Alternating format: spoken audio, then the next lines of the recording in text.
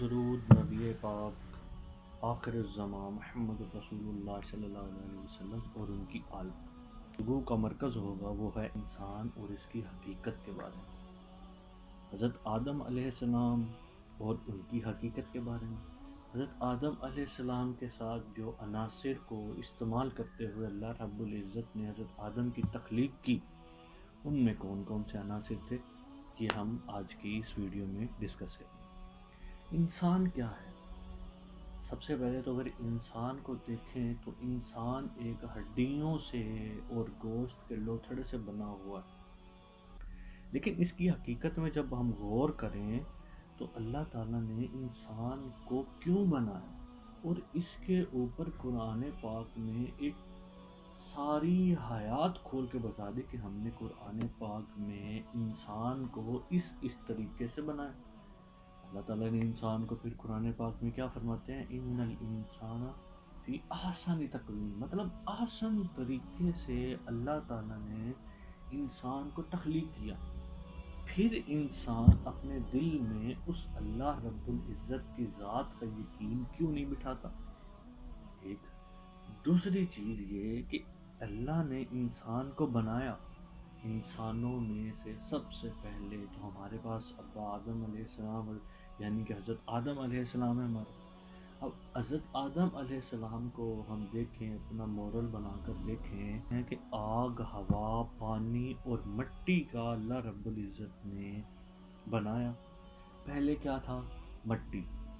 مٹی کی کیا خاصیت ہے، اس میں کون کون سے جذب کے عناصر ہوتے ہیں، آگ کیا ہے، ہوا کیا ہے، پانی کیا ہے، اس کے بارے میں انشاءاللہ نیکسٹ ویڈیو میں ڈسکس کریں گے۔ حضرت آدم کو جب اللہ تعالیٰ نے تخلیق کر دیا، بنا دیا، تو ایک روح پھونکی گئی۔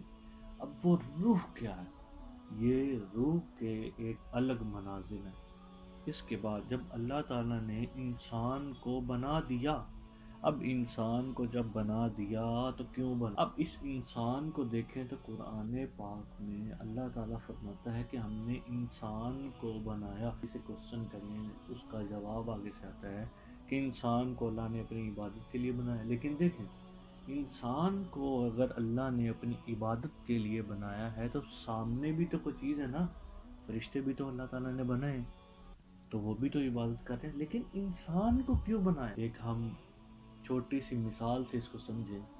ہم ایک کرسی دیکھتے ہیں، کرسی کس نے بنائی؟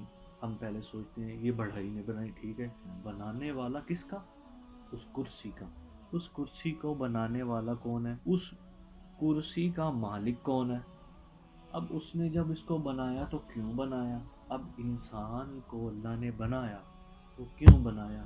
تاکہ انسان صرف اور صرف اللہ رب العزت کی ذات میں گم رہے، اللہ رب العزت کی ذات کو سوچے، اللہ رب العزت کی ذات کو سمجھے کہ اللہ نے کیوں بنایا مجھے، اللہ نے اس دنیا میں مجھے بھیجنے کا مقصد کیا تھا جس وجہ سے اللہ نے مجھے بنایا۔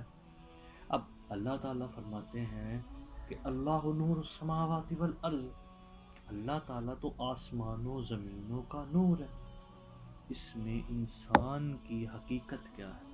انسان کی حقیقت یہ ہے کہ جس وقت اللہ نے وہ روح انسان کے جسم میں اتاری تو وہ روح کیا تھی؟ وہ روح ایک نور ہے، نور۔ وہ نور جب انسان کے دل تک پہنچا تو یہ ہمارے پاس جو آیت ہے اللہ نور السماوات والارض، کیا یہ یہاں پوری نہیں ہوتی کہ اللہ آسمان اور زمین کا نور ہے؟ اور آسمان اور زمین بنائی کس لیے گئی؟